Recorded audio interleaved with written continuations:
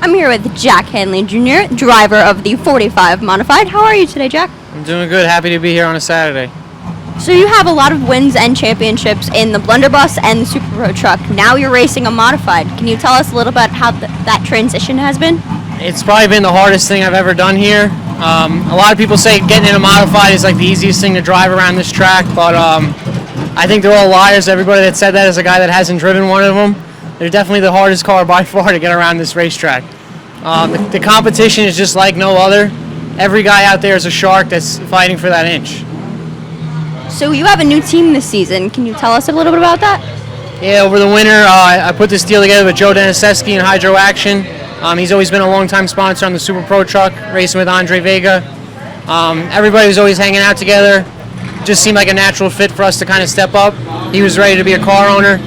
And everybody's learning. We're taking this day by day, figuring everything out together, and most of all having fun while we're doing it. So there are nights here at Riverhead where you're racing your Modified and you're racing your Super Pro truck.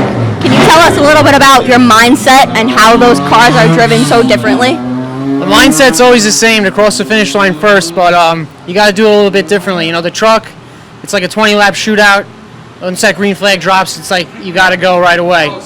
The Modified, I'm trying to take a slower approach to it. Usually there's a big wreck in the beginning of the race you try and avoid. Kind of let the car settle in, and then you try and have something left for the end of the race.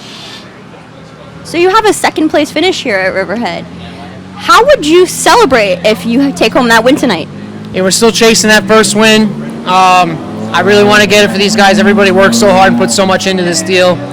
A win to us would mean everything. If I got my first win, I think I'd just do the biggest burnout you've ever seen at this track.